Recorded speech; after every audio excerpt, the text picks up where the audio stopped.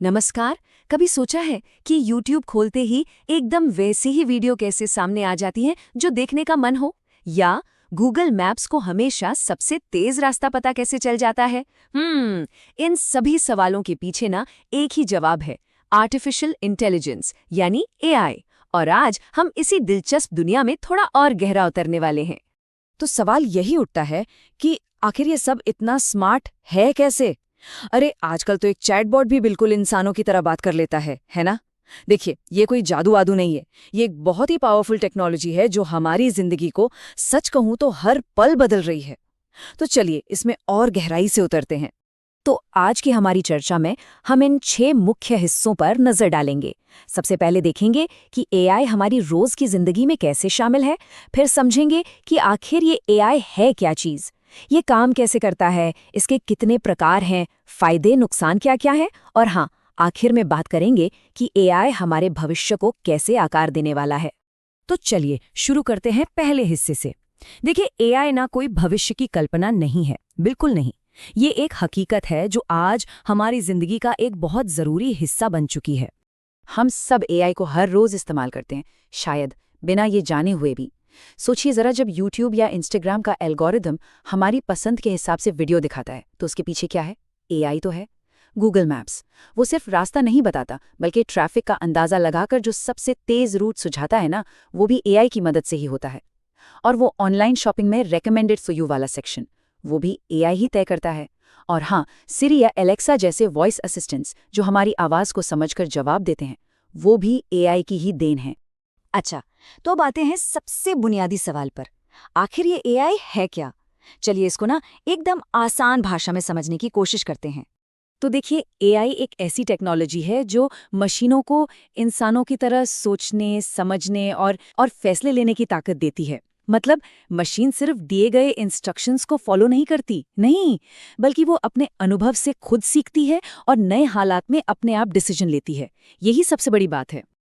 ठीक है, तो ये तो समझ आ गया कि एआई क्या है, पर अब सवाल ये उठता है कि ये काम कैसे करता है।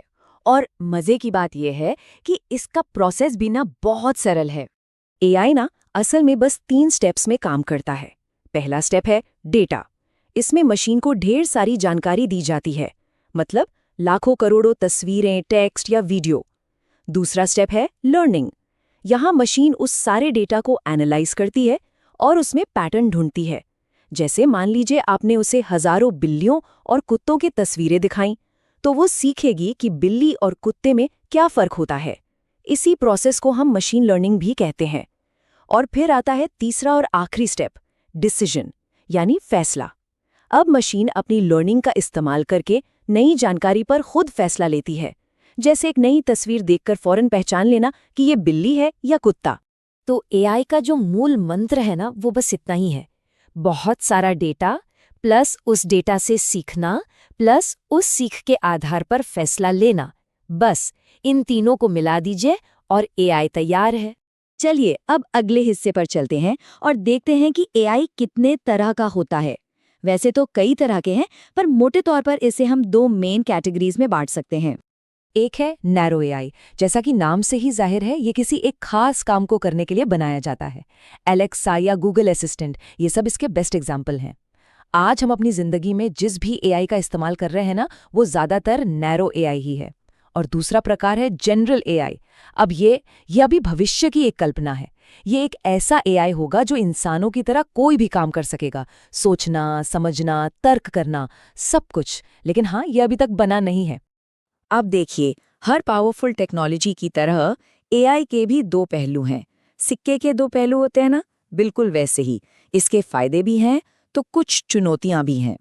अगर फायदों की बात करें तो एआई बहुत ज्यादा तेज है, इसके नतीजे एकदम सटीक होते हैं और सबसे बड़ी बात, ये हमारा बहुत सारा समय बचाता है। लेकिन इसके कुछ नुकसान भी हैं, जैसे डेटा एंट्री जैसे जो रिपीट होने वाले काम हैं, वो खत्म हो सकते हैं। इससे कुछ नौकरियों पर असर पड़ेगा, ये एक सच्चाई है। फिर हमारे डेटा के इस्तेमाल से प्राइवेसी का भी एक खतरा हमेशा बना रहता है और इसका गलत इस्तेमाल भी हो सकता है। इसीलिए ये समझना बहुत जरूरी है कि एआई एक बहुत पावरफुल टूल है और इसका इस्तेमाल बड़ी जिम्मेदारी से होना चाहिए।